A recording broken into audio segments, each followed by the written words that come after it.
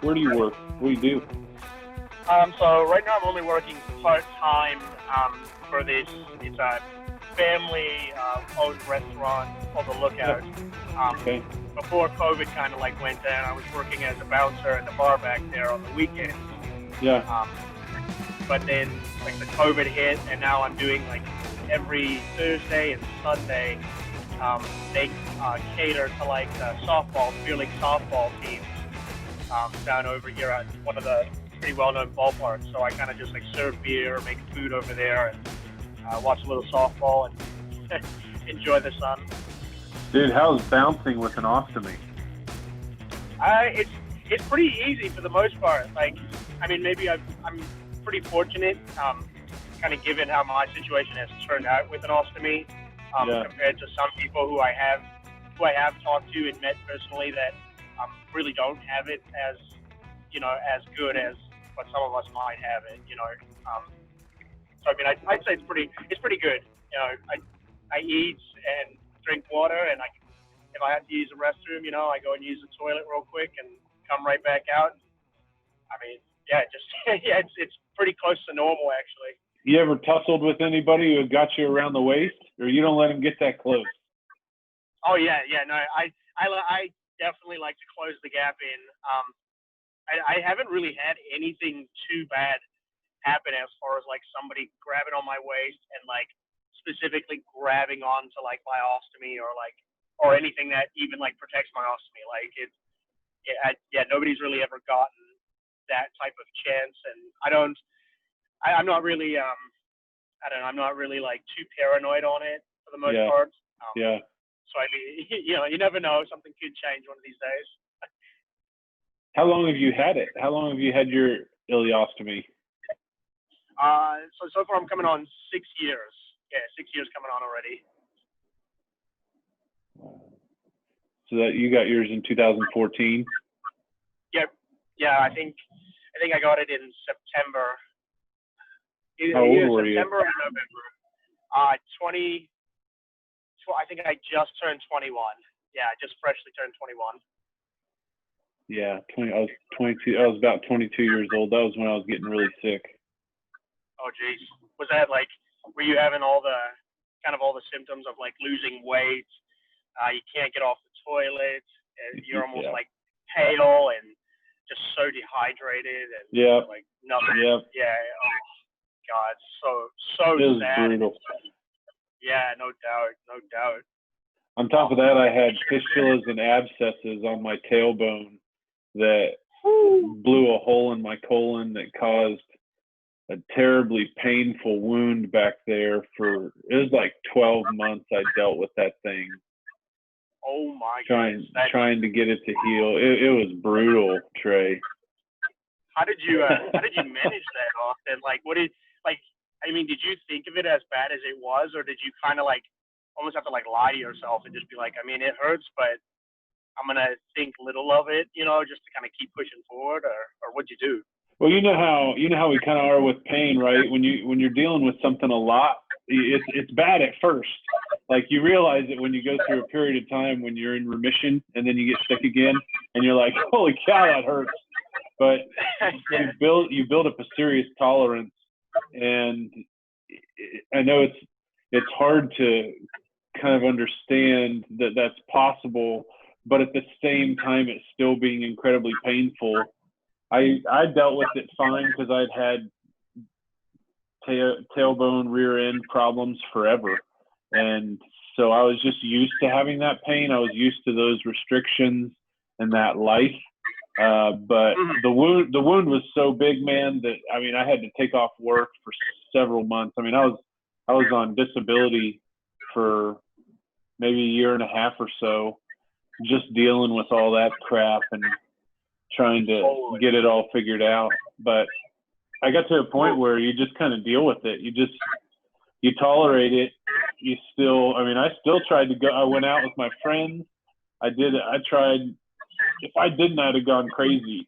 And I got a bunch of brothers and a lot of really good buddies that are all alpha males, and they wouldn't let me disappear in my basement if I tried. So Yep, I feel that. Oh, God, that's so brutal. That literally sounds like basically the exact same thing kind of I had as far as like how you were feeling. I didn't have anything like that in that location. I remember feeling, oh God, like I was very like weak, very vulnerable, and like I was constantly running on E.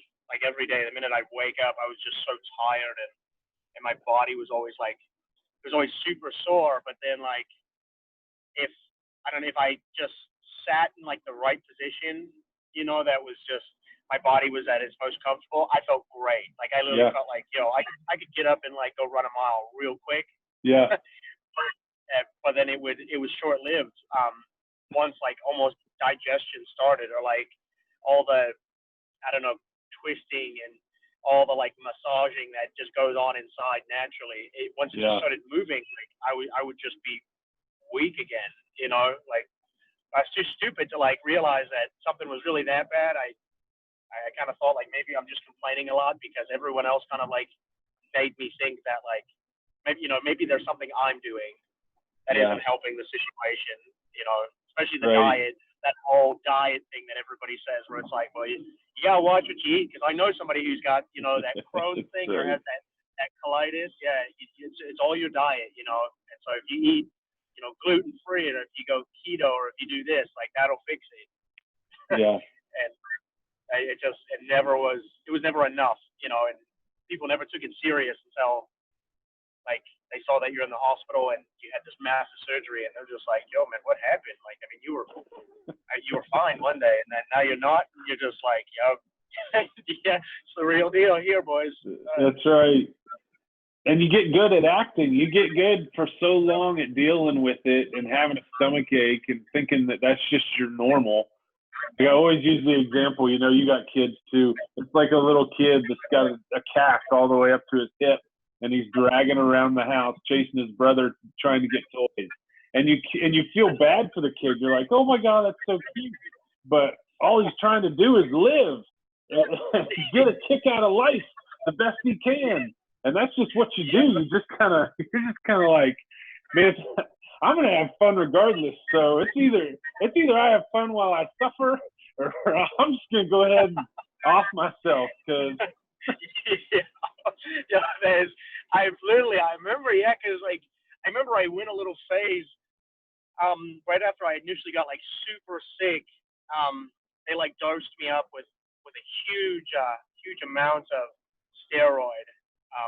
Which was usually, that's like the quickest solution always. It's just like, okay, we're going to give you a lot of steroid, and then we're going to slowly wing you off until you're back to par. And during that steroid intermission time was when I felt amazing. That was, oh God, I was on top of the world. I mean, I would be like, yo, like, how is everybody else so tired? And I'm still going, not really thinking too much that like, oh yeah, I've got a little, a little boost up in me. Yeah. But then it as much energy as it gives you, it's just the feeling that like you feel so good inside that like it almost feels like an adrenaline boost. Like it didn't make me stronger, didn't make me have more actual energy to use. It just made me feel like I had more energy, because when I would go out, I'd say I'd be playing rugby or I'm just going out to like a party or something, and if I got hit like even just one time, not even that hard, like it took such a massive blow on my body that like I almost sort of contradicting that, like I was just like, being a bitch about everything. I'm just like, oh my God, what's going on? So then I'd have to take more steroid. I would just kind of like, the doctor would say, okay, you're only going to take like 40 milligrams, but I would stick with 50 all the way through, just so that I would stay on top of my hype game, deal with the consequences later. And you're hanging out, and running around with a bunch of rugby guys who are all getting hurt and suffering, and they're in just as much pain, in regards to your day to day as you. And so we tend to compare ourselves to those that are right next to us and that we're living with. And so you can kind of think, you know what, I am a pussy. I mean, I'm blowing this way out of proportion. Look at so and so over here. He's gotten up and he's doing it. and you just kind of look at yourself like, get over it, man. Get up. They're getting up. Literally, that's like word for word. Like, I mean, feel for feel. That's exactly. I mean, that's exactly how it is. I mean, and that's so awesome that you brought that up, because like I always thought that was kind of just like my own maybe ego telling me, because I never had anybody who was at that time I didn't know anybody who was dealing with it the exact same way I was, to where like I could get a different answer other than my own, or other than the people I saw on a regular basis, just telling me like, oh yeah, how you feeling today, man? Like, you kind of sore? Like, hey, just watch what you eat. Again, drink some water and watch what you eat, and you got to, take care of yourself. That was it. You just got to take care of yourself. And I'm always like, what does that mean? Like, I know. Literally, what the hell does that fucking mean? Like, take care of myself. You take care of yourself, JJ. Like, you gained like 40 pounds since I saw you last. Jesus. That's exactly right. God love them. It's like even my folks or my wife or my friends, if I'm not feeling well, the first question they ask is, well, what'd you have? And I'm like, you know what? I could be having the best diet in the world, eating everything that is supposed to treat my body pristine, and I'll feel like dog shit. So go kick rocks. Leave me alone. It is. They just it's like seriously for one day, just one day. If you can have one wish just for one day, like let's just kind of switch. Let's switch on like what you think or what you feel as like a hard time for you, and then you just take Crohn's or you take colitis on a flare-up moment, and I'll take it back when the day is done. But like then you can finally tell me like exactly like, okay, now tell me how you were feeling, because I felt great. Like I felt like $1 million. Dude, so get this. So my dad tells me today, he's 75 or so. He tells me today, hey, Ost, so as bad as my body feels, as often as it feels bad, and he was a 6'8" basketball player. He played for Wichita State, was in the Final Four back in the 60s. He was a rower. He's just a stud. And he's this old guy now whose body's all beat up. And he's telling me, Ost, as bad as my body hurts and as often as it hurts, and as old as I am and everything that goes along with that, I still wouldn't trade how I feel for your body. Give that guy a drink right there. I would buy him a fireball and be like, you know what? I think I'm going to stick around with you for a minute. Oh, that's so funny. God, you got to love that. It's the attitude and just the mindset. The mindset will take you so much farther than the actual situation that you're in, because you can always change it. It's never in stone. It's always got something that you can do, even if it's just a little tiny bit. But the people just need to find that. They have to find it in them. No one's gonna like make you do it. You can't go around asking for the advice like what works for you, so that means it must work for me because it obviously worked for you, and that's not fair if it doesn't work for me type thing. Right. It's inside of every single one of us. At the end of the day. Everybody, you're listening to Trey Johnson. He's come onto the podcast and has taken some time to talk to me a little bit about his journey and dealing with having an ileostomy and Crohn's disease, and how we form our own perspectives. Like we can fall into that mentality of poor me, that victim mentality, that feeling sorry for ourselves. And the reason I'm so good at seeing it is because I'm so guilty of it, right? And so I know where like I'm weak, and when I'm loafing, and when I'm kind of taking advantage of my health. And then I also know when I'm overcoming that, and when I'm actually trying and I'm not quitting. You know what I mean? Yeah. It's definitely. I couldn't have said it any better, but like even adding on to it, because it's so never ending. I mean, you hit it right on the head, honestly. Like, and we all do it. Like, we all have it. Like, there's even days that I have when I just am like, I'm putting myself down on something that it doesn't even need to be relative to me having an ileostomy. Like, it could literally be like my car just didn't start and it's hot out, and for some reason I'm just not enjoying the heat. And then on top, my kids didn't sleep good. And then my ostomy. Like, you just kind of like add it into the equation of things that, like, man, I just actually wish I didn't have to deal with this. Yeah. And nobody understands me today. And then we all kind of just like shut down in some way. That's exactly right. Yep. I compare like having an ostomy on those bad days and to having kids, having to change a nasty poopy diaper after a long nap for one of your kids during a really crappy day, because it's usually on those days that you feel the worst, therefore it's the worst experience, or you've been like holding off changing the system, your appliance, for a day too long just because things have been stressful, and you like it's like the worst thing ever. It does not, it's not like the icing on the cake. It is the worst topping ever on top of the worst shit pie in the whole world. Yes. Yeah. And it just piles on top, it just puts the icing on the cake. You're like, God damn it. Like, what?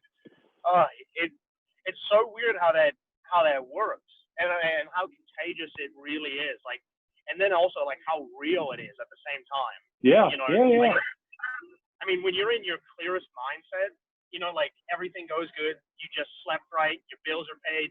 You don't have anything that's due that day, and you feel pretty good. I mean, it's so weird how you can come up with like the most positive shit to say.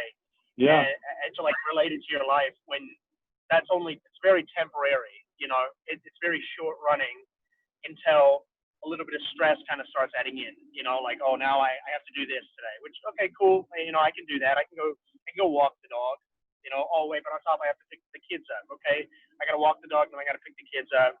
Oh yep, then the washing machine broke, so you gotta take care of that as well. So that's probably gonna take up some time, which means you're not gonna have time to do that other thing that you wanted to do, which might just be sitting and watching TV, or going to the gym or something else. To where it's like you start holding in the stress and putting it on your body in unnecessary ways. It's like overstressing, and which doesn't help with our situation, doesn't help anybody with their situation, to where then they just acquire a negative mindset to their own personal life. Like, man, why the hell did I have to get this? Yeah. Like, there's so many other people that are way worse than me in this world that that could use some struggle. So like, why give it to the good people? The way I've always, and this probably has to do with my family, my siblings, my upbringing, but the way I always saw it, Trey, was I looked at myself as normal, like everybody else, and I wanted to beat them at everything just like they wanted to beat me. And I like being able to have that kind of competition and know that I'm thriving and surviving and succeeding, and I'm dealing with all this crap. So, FO. Yeah. Yes. Oh gosh, yeah. It's one of those things. I mean, like you said, it's a drive that you have. Like, I like it when people find out that I'm sick also, and they're like, I had no idea. What in the world? We used to go to the, what? I can't believe this. And I'm like, it worked. Yep. Yeah. You're like, oh gosh, like just the things that kind of go off on. I mean, it's incredible too. Like, again, like I said, the drive that it gives you, and almost the power. It's like it's a deep inside energy that you've always had. You just needed something to like motivate you to get to that, Yeah. And as sad as it is, I mean, it can kind of come down to being having an ostomy or dealing with a sickness. Yeah. Exactly right. How does working out work in your world as a channel for all that frustration and emotion that gets pinned up inside of all of us every day, especially like in the ostomy world and dealing with that stuff, just having an added weight every day with your life? And all those things. How is that as an outlet, going to the gym, being able to work out, staying fit, and those kinds of things? So I mean, so kind of, I guess, so I haven't really thought too much in depth with it.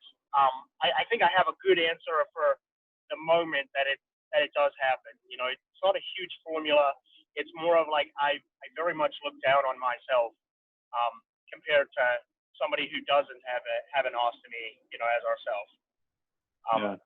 I just kind of think of myself as like I'm almost lower than them. Like I'm not in rare condition anymore. You know, I'm broke. I'm removed from box type material, and I'm the last toy that anybody's going to want to play with just because there's way better, you know, more mint condition options. But when I'm going to the gym and I'm working out and stuff, like I said, I go into that mindset that like I don't care about anybody. You know, I don't. It's nobody. I'm not in there for anybody else other than myself. You know, so I'm going to struggle alone, which I think a lot of us could feel that struggle of alone that kind of goes on, which been normal. You know, when you have a flare up, you definitely feel alone. You feel like nobody knows how to take care of it. Doctors are trying to tell you how to feel. People are trying to tell you what you need to do, what you need to eat, what the issue is, and you know, it's like they're all, you know, MDs themselves. Yeah. So I kind of just hold on to all of that, and I hold on to growing up. Like my old football coach didn't believe a single thing about me when I had to constantly keep missing practice, or I would show up late because I, you know, shit my pants before practice, you know, because I really couldn't make it to the bathroom or something. And he gave me no pity about it. You know, it hurt, but I couldn't cry about it. So I didn't want anybody to see me crying, and because I was uglier back then than I was now. Like I'm working on it now, but I was a lot uglier, and my head was dented, my hair was shorter, so you could see how like truly, you know, how truly ugly and sick I looked. To where like now it's almost like it's a second breath of life, and I'm trying to run it down. You know, the person that I look at, I'm trying to run it right through. What they see of me, you know, whatever negative that they have to put on, or whatever it is that they think about me that is going to give them an advantage for why I can't do something. My goal is just you know, slam it back down your throat and at your butt. And so I just kind of come with that mentality that like I want to stand up and represent for everybody like us who has an ostomy, who feels very vulnerable and almost like a victim. That like it's time that you literally punch back. Like you hit somebody back. You don't hit them just to like be, you know, felt. Like you hit them to like make a statement. Like I hit them so that nobody else wants to kind of go in front. You know, they kind of just like it like really opens their eyes. Like, oh geez, man. You know, like Trey's not just like, yeah, like he's got skills. Like no, like that dude hit me, and like I don't want to play with him anymore. Right. You know? You know, no guts or anything. Like yeah, no, the kid's fast. Like he's got attitude, and like a lot of people, even with kind of their mindset is like, oh well, I'll just hit him in his, you know, in his ostomy, in his stomach. And I mean, some people have tried it, and like I said, I think I've only had one instance, which was shortly after my initial surgery, where I had a hernia because I went back to rugby way too early, and I ended up splitting open everything and having to go in and get that all fixed up. So they almost look at it as like, well, that's his weak point. So I'm going to go there, which again, that's fucking low, but whatever. You know, have them think what they want, because at the end of the day, I mean, I've hit guys that are 300 pounds and worked through them, and I hit guys that are the same, you know, size as me. I've hit guys that were the MVPs on their team, and yeah, like we might have knocked each other out, but when we woke up, they were just like, man, like, yo, that's incredible, you know, like what you're doing, like awesome. And I'm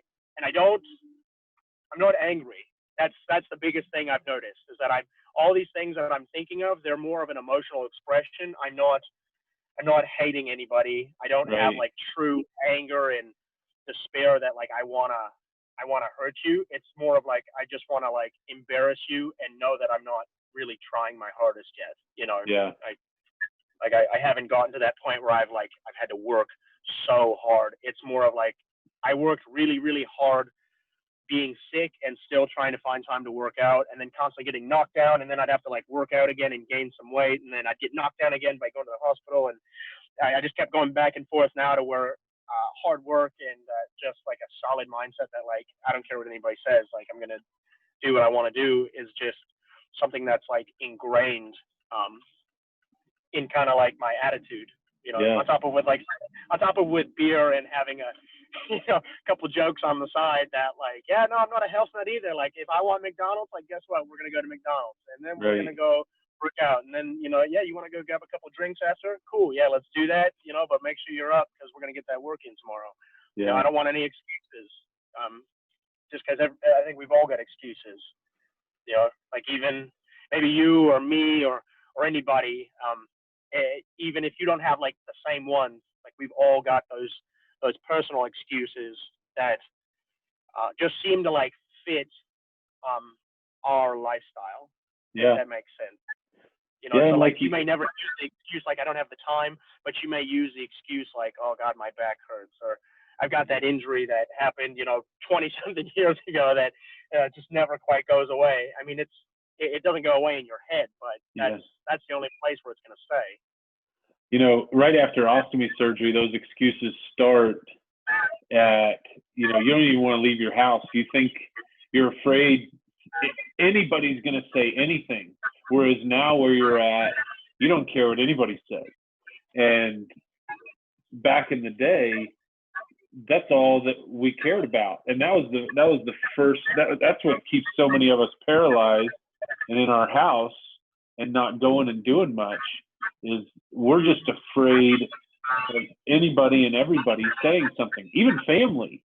And it's quite a transition to go from there to where you are.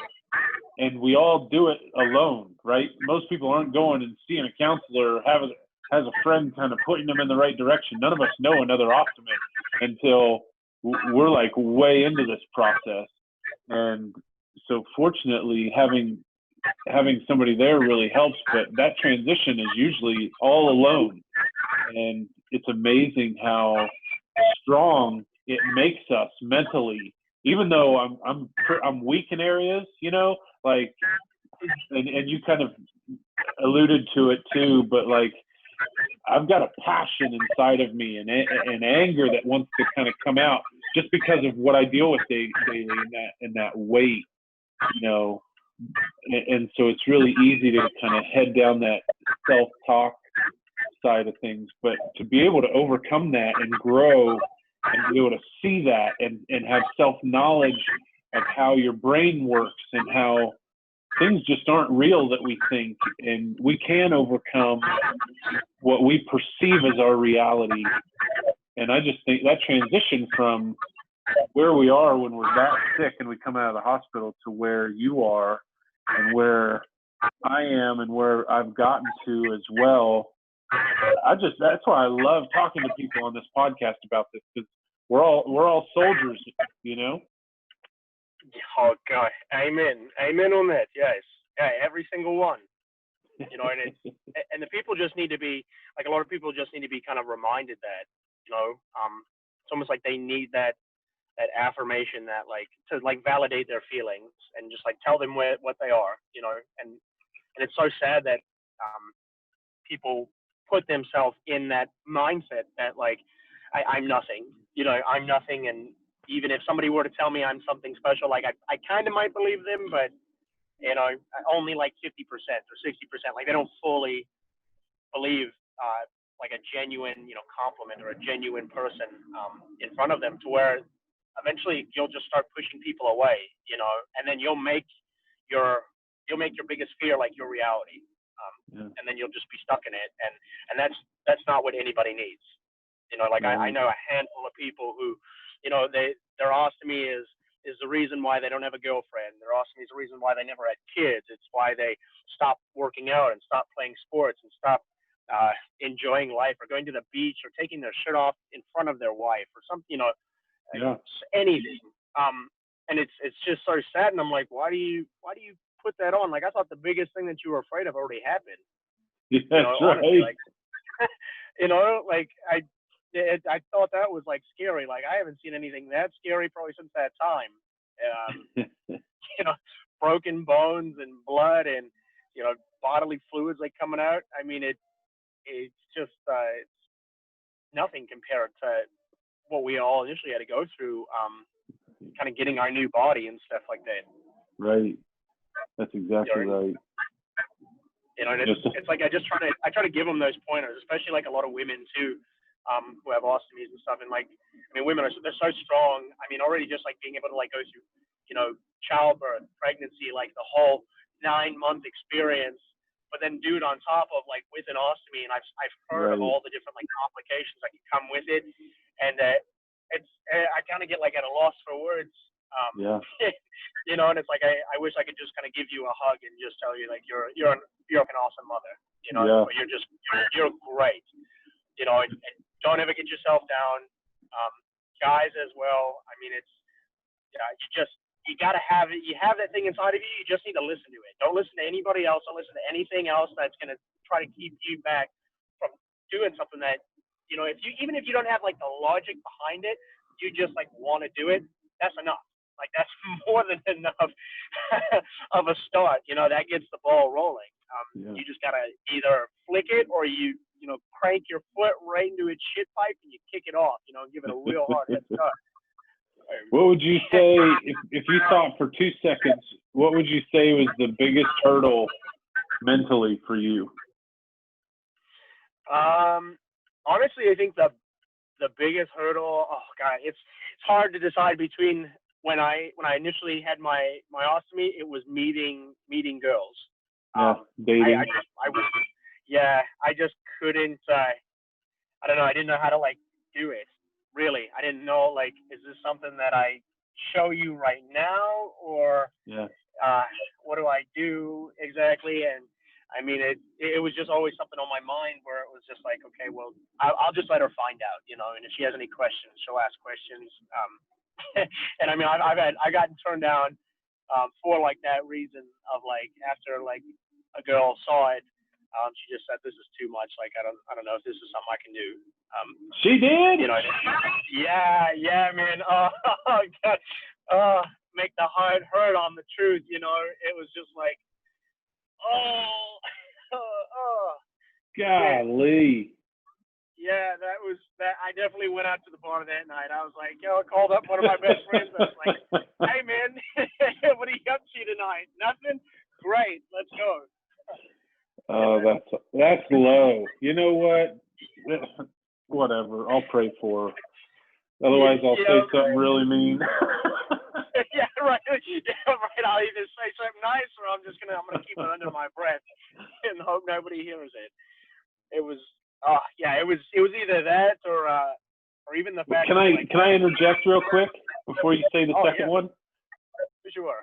So, did having an ostomy, since you were in your dating world, did it change you as a man in the way you dated and the woman you were looking for?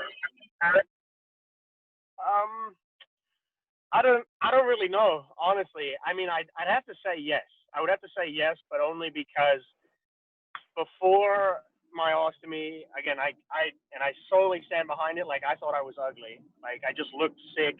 So I wasn't like an attractive being. I didn't really get a lot of attention off the bat to begin with. So I just already was very cautious of like, if I was interested in a girl or something, like how to approach her, or like if I wasn't feeling well, like I wouldn't feel confident in even trying to like get to know her or anything. Yeah. And then having the ostomy, my biggest worry was that they just weren't gonna like my ostomy, and then for that reason they wouldn't like all of me. Okay. So I mean, once I kind of got over that fear of just like, okay, well, the worst thing that they can say, somebody already said it. It only took like one time.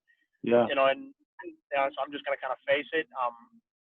And I didn't get super mad. I got hurt inside, but I didn't get mad enough to where it was like, I gotta say something, or I gotta go on a rampage, or what. I would just kind of like sit and think to myself, and kind of like get myself back to par on a mental mindset or just like a level-minded head. And then I think it made me like more genuine, honestly. Yeah. Like really appreciate company or like a special girl when I saw one. Yeah. Because anybody could just say something really mean, and that doesn't make them special. It just makes them mean. And yeah, so I started listening more and kind of wanting to not know I didn't want people to know so much about me. I would much rather know more about you. And then we can do a little bit of me later.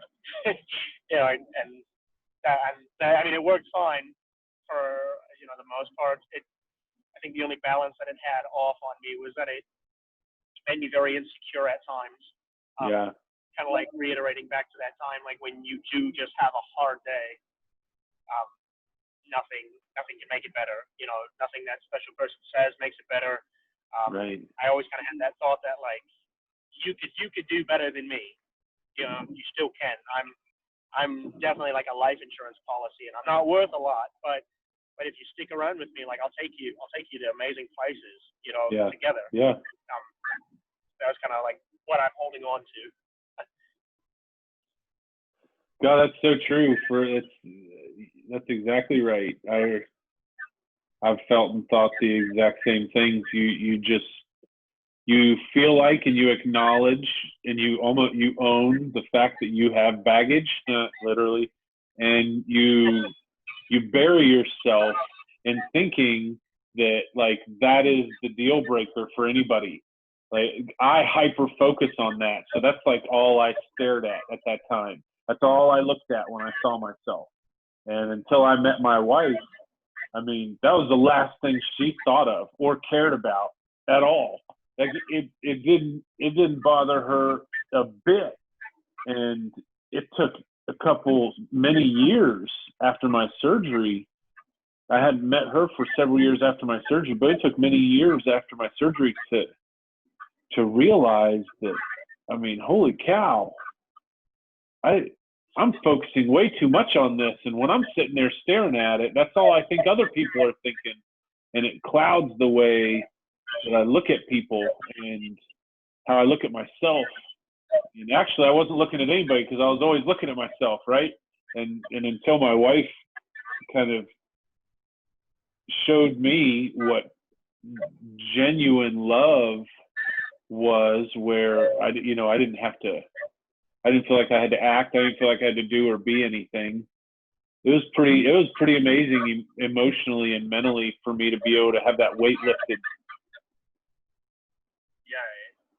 Oh God, I mean that right there. I mean that's like the remedy that we all strive for. Yeah. It's just to feel like something that you couldn't even explain until you're in it. Mm-hmm. And kind of like how you had said too. I mean, you when you are looking at that thing, like that's all you start like getting in your mind, and you start putting your own thoughts into everybody else.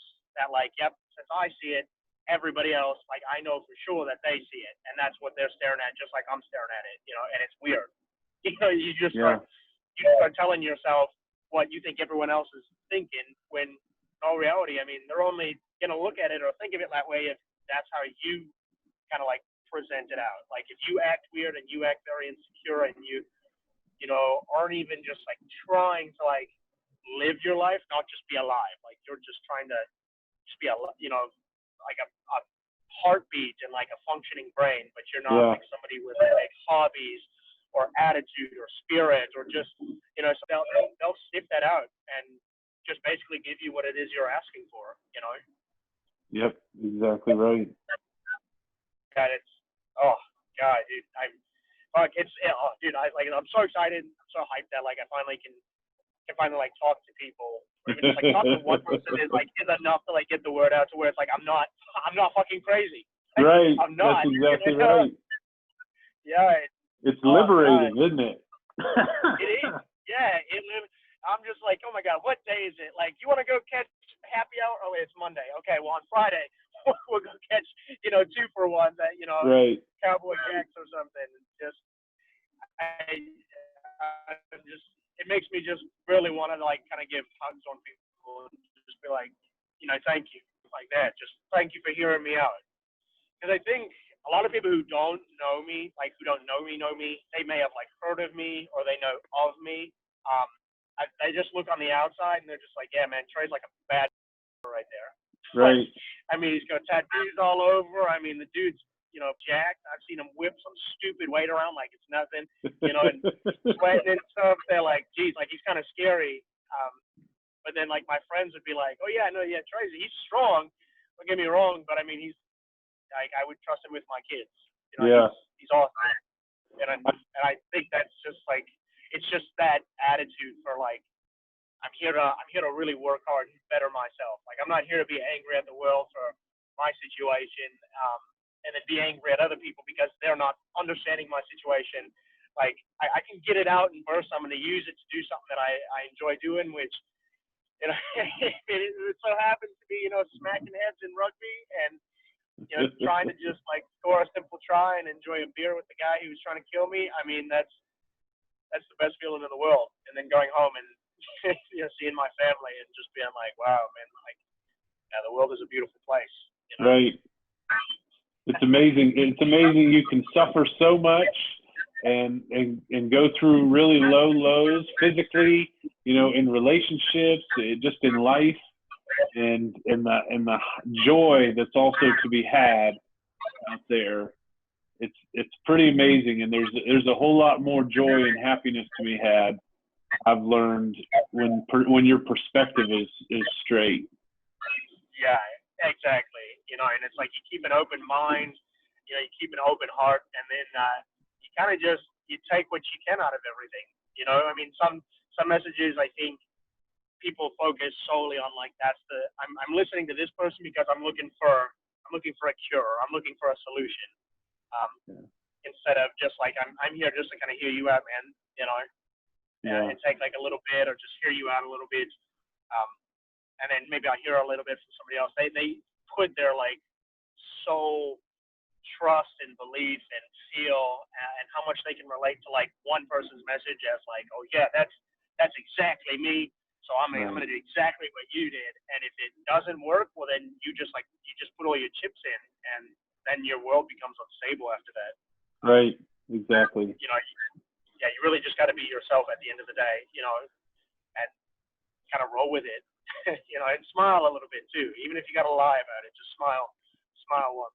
You know, at the end of the day, we've got an incurable disease, and we've got unfixable, unchanging problems, and the acceptance of the reality of that is going to be freeing enough.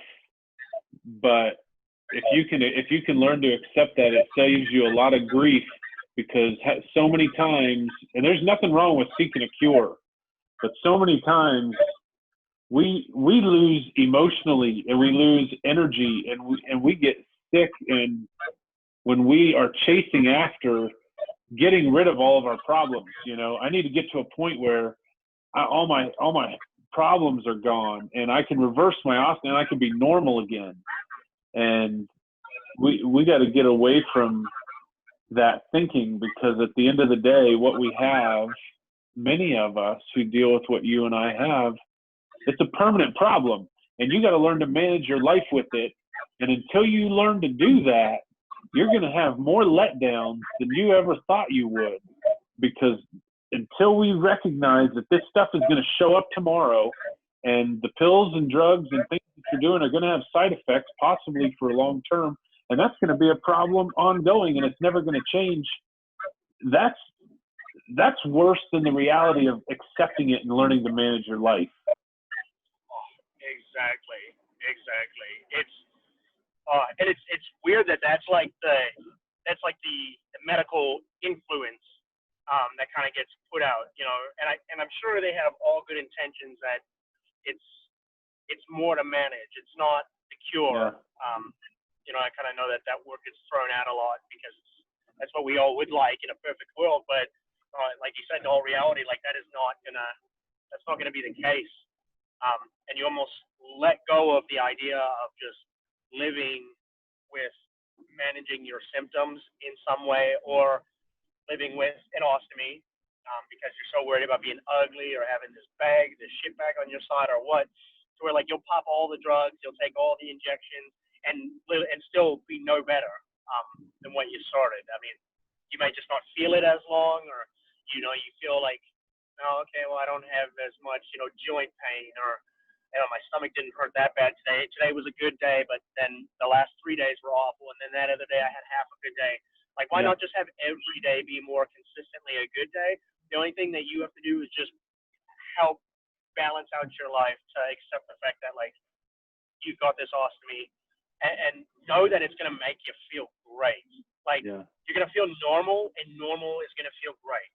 Like, you haven't felt normal in forever. So, like, you're missing, like, that really prime important part of life, to where, like, you don't see anything other than medication, drugs, painkillers, just kind of like living by the next drip. Exactly right. I mean, so I couldn't even have said it any better than how you kind of put it, Austin. I mean, that's prime. I don't know how many. I stopped actually taking my infusions that I'd been taking for a couple of years now, kind of in hopes that, like, I would be able to reconnect one day. But I mean, every time I've went in to get scoped and stuff with my doctor to kind of check in on everything, she says, like, oh yeah, things healed up a tiny bit more. I mean, there's still some inflammation in the remaining, ileum, like rectum ileum area, but as long as we keep up with the infusions, we'll just test it again, and see what it looks like next year or in like 5-6 months. Where it's like I almost get like false hope up. You know, like even still to this day, I get false hope. Like, oh man, like if things keep going at this pace, I mean, in like 10 years when I'm 30 and maybe able to walk still, or when I'm 45 and not blind and I still have my hair, then I can get my ostomy reversed, and then I'm gonna be a sexy 45 cut up, looking man. But that ain't gonna. Yeah, buddy. Nah, that ain't the answer right there. That's just something I'm creating in my head, And there's nothing wrong with hope, right? We're a people of hope, but there's also this understanding of where we're at and what we're doing, and if we can just be okay with the way things are today, and that things could change, maybe it'll go away, but maybe it could get worse. What if you get it reversed and have worse problems once you have everything trying to go back through normal, and then you have to have everything taken out, and now you've got an ostomy and a feeding tube, and then you're sitting there going, shit, what? Yeah. Literally, you're like, wow, now I'm like doing nothing. Now, like, I'm in double the worst situation. Yeah. And all of a sudden I just wanted to fit the look, like that's like holding on to that, like, it's not fair, Yeah. and it's not, it's like, and that's totally, and like you said, that's totally understandable. Like, life isn't fair, and we are people of hope, and just like really good things should come with us. If we're not that bad, cool, yeah, we deserve to have good things come in, but even then, bad things still happen to good people all the time. Yeah. But that doesn't mean that you have to just like quit living. Right. Enjoying your life. It just means like maybe for a little bit you got to kind of step back and just see everything that you're dealing with, and then just change your routine. Make it fit your life a little bit better until you are strong enough and confident and good enough and healed up well to where, like, also you could just take off in a sprint and you don't even have to look back. You're not going to have any more butt pain, and maybe you don't even have to take medication anymore. And I mean, everything is a possibility. You just got to do it. Don't look at don't even look at the bad things anymore. If the bad things come, I mean, I deal with it right then and there, versus like thinking, I mean, there's things like in my diet that I don't eat. I don't just go YOLO and eat a handful of grapes or peanuts or something like that. Yeah. But I mean, I don't know, say like, if I was going to go do like a mud run or a tough mudder or do the polar plunge, I mean, there's like that little quick, faint little voice in my head that I'm worried that like somebody's going to stare at my ostomy or something like that. But I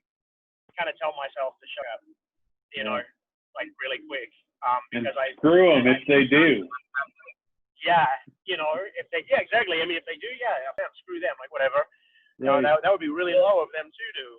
But I mean, for the most part, like people are pretty genuine, and I think it's all again has to do with attitude. Like I'm pretty genuine gentleman myself, and they'll, if anything, they'll just ask me like, yes, I mean, what is that like a waist trainer or like what's that on your side? You know, if you don't mind me asking, and I'm just like, I mean, could be a waist trainer. Like you think I'm good looking enough to model, but nah. You know, I just tell them I'm like, yeah, man, I got my guts cut out.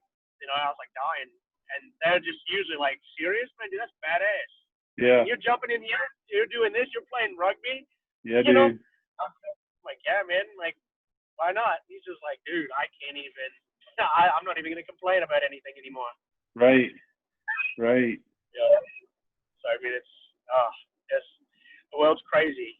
It's so nuts how things can kind of work out, how they can kind of influence on our life day to day, how they can even influence like your personal life, like you know, between husband and wife, or even like with your kids. Like having kids was so scary. That was probably one of the most scariest things I think I've ever experienced with an ostomy.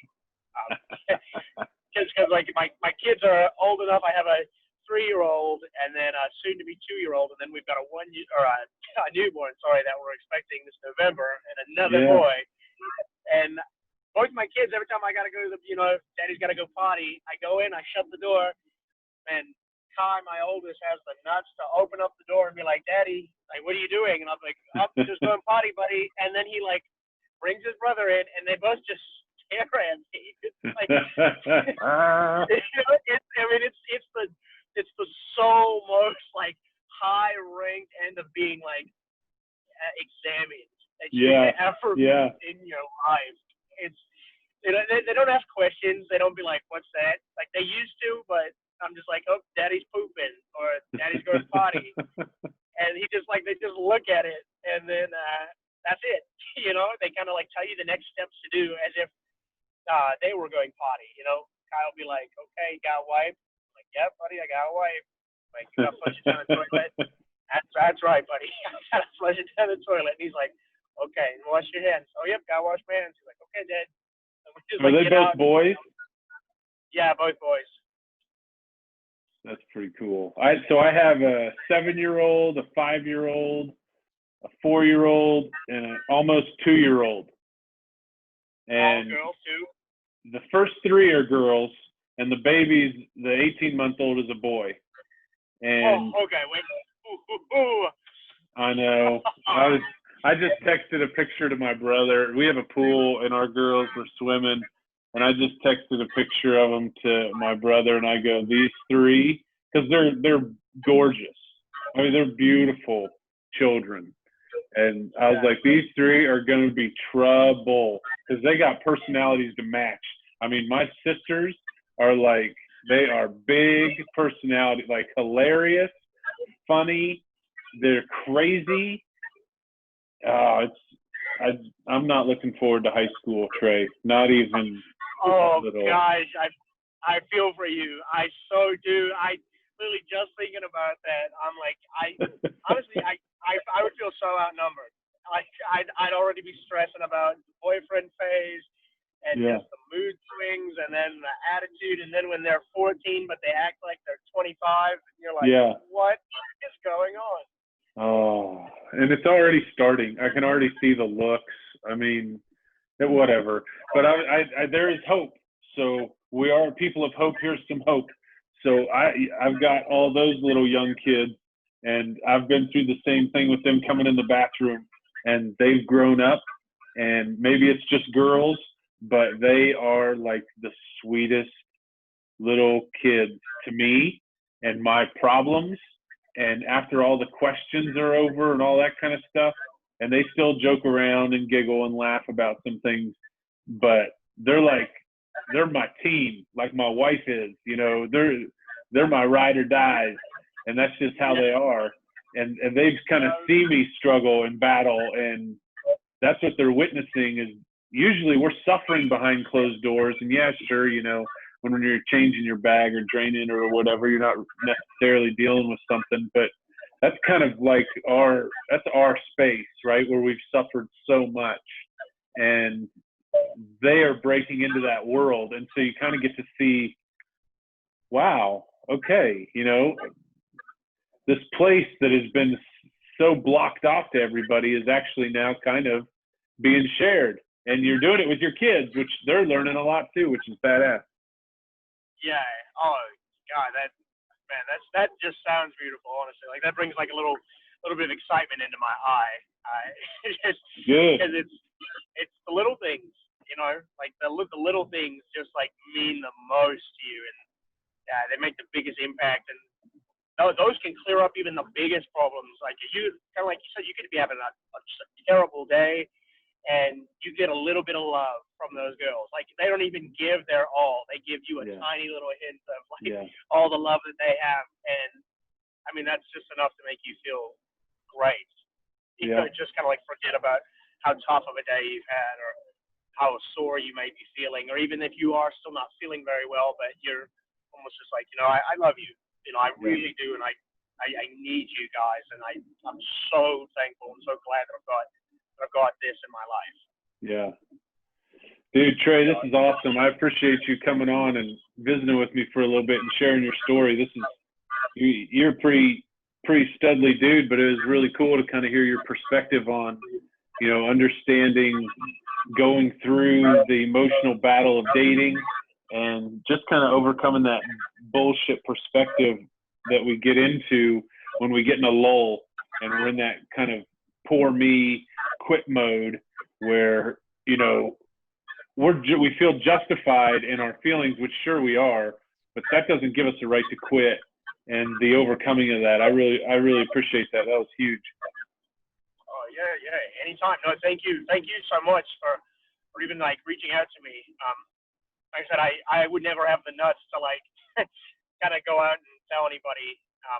I try to put it off that I do, but kind of like you said, we've all got our things that we kind of hide behind that make us feel like Superman at the end of the day, and that this just is one more big step in a zone where it's just like I just really want to help people, and I we'll help each other. Everyone that is dealing with this type of situation, we all help each other, get through the worst and get through the hard times, just to make us be the best that we can be. Yeah, that's exactly right. And most people don't even think about it, right? Even the people, when we're hiding behind, we feel like we're hiding that world. But most people even the people that know in my life, don't even think or say or notice it, because I don't bring it up. It's not a factor in my world. I just keep showing up. And so they don't even think. It's all head games. And if we can get over that crap, man, and we just start showing up, we can get a lot done. Hell yeah. Hell yes. Yeah. Oh, cheers to that.